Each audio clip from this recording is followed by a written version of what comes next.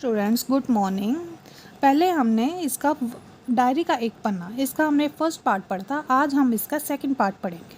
ठीक है, आप तो जानते हैं इसमें क्या बताया है। 26 जनवरी 1931 के दिन जो हमारा झंडा क्रांतिकारियों द्वारा जगह भारत के कोने कोने में झंडा फहराया गया था, उसके बारे में बताया गया है कि किस प्रकार क्रांतिकारियों ने जगह जगह पर सैनिक अंग्रेजी सरकार की परवाह न करते हुए झंडा फहराया था। अंग्रेजी सरकार ने पूरी कोशिश की थी कि क्रांतिकारी झंडा ना फहरा सके। उन्होंने रोकने की मारपीट भी की, लेकिन फिर भी क्रांतिकारियों ने अपना उत्साह दिखाया और जगह जगह पर झंडा फहराया था।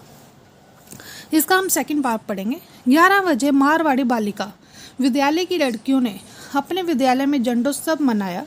जानकी देवी मदालसा आदि भी गई थी। लड़कियों को उत्सव का क्या मतलब है समझाया गया। एक बार मोटर में बैठकर सब तरफ घूमकर देखा तो बहुत अच्छा मालूम हो रहा था। जगह जगह फोटो उतर रहे थे। अपने भी फोटो का काफ़ी प्रबंध किया था। 2-3 बजे कई आदमियों को पकड़ लिया गया, जिसमें मुख्य पूर्णोदास और पुरुषोत्तम राय थे। सुभाष बाबू के जुलूस का भार पूर्णोदास पर था, पर यह प्रबंध कर चुका था। स्त्री समाज अपनी तैयारी में लगा था। जगह जगह से स्त्रियां अपना जुलूस निकालने की तथा ठीक स्थान पर पहुंचने की कोशिश कर रही थी। मॉन्यूमेंट के पास जैसा प्रबंध भोर में था वैसा करीब 1 बजे नहीं रहा। इससे लोगों को आशा होने लगी कि शायद पुलिस अपना रंग ना दिखलावे, पर वह कब रुकने वाली थी। 3 बजे से ही मैदान में हजारों आदमियों की भीड़ होने लगी और लोग टोलियां बना बनाकर मैदान में घूमने लगे। आज तो बात थी वह निराली थी। जब से कानून भंग का काम शुरू हुआ है तब से आज तक इतनी बड़ी सभा ऐसे मैदान में नहीं की गई थी। और यहाँ ये सभा तो कहना चाहिए कि ओपन लड़ाई थी। पुलिस कमिश्नर का नोटिस निकल चुका था कि अमुक अमुक धारा के अनुसार कोई सभा नहीं हो सकती। जो लोग काम करने वाले थे उन सबको इंस्पेक्टरों के द्वारा नोटिस और सूचना दे दी गई थी कि आप यदि सभा में भाग लेंगे तो दोषी समझे जाएंगे। इधर काउंसिल की तरफ से नोटिस निकल गया था कि मॉन्यूमेंट के नीचे ठीक 4:24 पर झंडा फहराया जाएगा। कितने बजे? 4:24 पर, तथा स्वतंत्रता की प्रतिज्ञा पढ़ी जाएगी। सर्वसाधारण की उपस्थिति होनी चाहिए। खुला चैलेंज देकर ऐसी सभा पहले नहीं की गई थी। ठीक 4:10 पर सुभाष बाबू जुलूस लेकर आए। उनको चौरंगी पर ही रोका गया। पर चौरंगी क्या होती है? चौराहा जो होता है। पर भीड़ की अधिकता के कारण पुलिस जुलूस को रोक नहीं सकी। मैदान के मोड़ पर पहुंचते ही पुलिस ने लाठियां चलानी शुरू कर दी। बहुत आदमी घायल हुए। सुभाष बाबू पर भी लाठियां पड़ी। सुभाष बाबू बहुत जोरों से वंदे मातरम बोल रहे थे। ज्योतिर्मय गांगुली ने सुभाष बाबू से कहा, आप इधर आ जाइए। पर सुभाष बाबू ने कहा, आगे बढ़ना है। ये सब तो अपने सुनी हुई लिख रहे हैं, पर सुभाष बाबू का और अपना विशेष फासला नहीं था। सुभाष बाबू बड़े जोर से वंदे मातरम बोलते थे। ये अपनी आंख से देखा। पुलिस भयानक रूप से लाठियां चला रही थी। क्षितिज चटर्जी का फटा हुआ सिर देखकर तथा उसका बहता हुआ खून देखकर आंख मिंच जाती थी। इधर ये हालत हो रही थी कि उधर स्त्रियां मॉन्यूमेंट की सीढ़ियों पर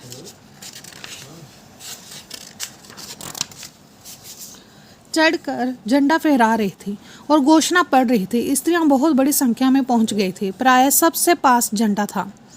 जो वॉलेंटियर गए थे वे अपने स्थान से लाठियां पड़ने पर भी हटते नहीं थे। सुभाष बाबू को पकड़ लिया गया और गाड़ी में बैठाकर लाल बाजार लॉकअप में भेज दिया गया। कुछ देर बाद ही स्त्रियां जुलूस बनाकर वहां से चली। साथ में बहुत बड़ी भीड़ इकट्ठी हो गई। बीच में पुलिस कुछ ठंडी पड़ी थी। उसने फिर डंडे चलाना शुरू कर दिए। अब की बार भीड़ ज़्यादा होने के कारण बहुत आदमी घायल हुए। धर्मतल्ले के मोड़ पर आकर जुलूस टूट गया और करीब 50-60 स्त्रियां वहीं मोड़ पर बैठ गई। पुलिस ने उनको पकड़कर लाल बाजार भेज दिया। स्त्रियों का एक भाग आगे बढ़ा जिसका नेतृत्व बिमल प्रतिभा कर रही थी। उनको बहु बाजार के मोड़ पर रोका गया और वे वहीं मोड़ पर बैठ गई। आसपास बहुत बड़ी भीड़ इकट्ठी हो गई जिस पर पुलिस बीचों बीच में लाठी चलाती थी। इस प्रकार करीब पौने घंटे के बाद पुलिस की लारी आई और उनको लाल बाजार ले जाया गया। लारी समझते हो? गाड़ी। और भी कई आदमियों को पकड़ा गया। ब्रिजलाल गोयनका को कई दिन से अपने हाथ साथ काम कर रहा था और दम दम जेल में भी अपने साथ था। पकड़ा गया। पहले तो वह झंडा लेकर वंदे मातरम बोलता हुआ मॉन्यूमेंट की ओर इतने जोर से दौड़ा कि अपने आप ही गिर पड़ा और उसे एक अंग्रेजी घुड़सवार ने लाठी मारी, फिर पकड़कर कुछ दूर ले जाने के बाद छोड़ दिया। इस पर वह स्त्रियों के जुलूस में शामिल हो गया और वहां पर भी उसको छोड़ दिया। तब वह 200 आदमियों का जुलूस बनाकर लाल बाजार गया और वहां पर गिरफ्तार हो गया। मदालसा भी पकड़ी गई थी। उससे मालूम हुआ कि उसको थाने में भी मारा था। सब मिलाकर 105 स्त्रियां पकड़ी गई थी।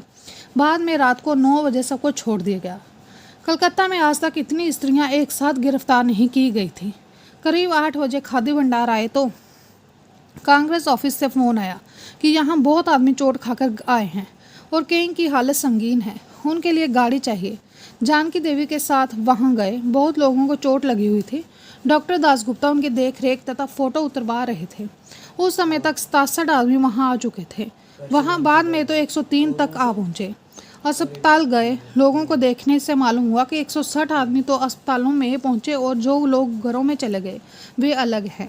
इस प्रकार 200 घायल जरूर हुए हैं।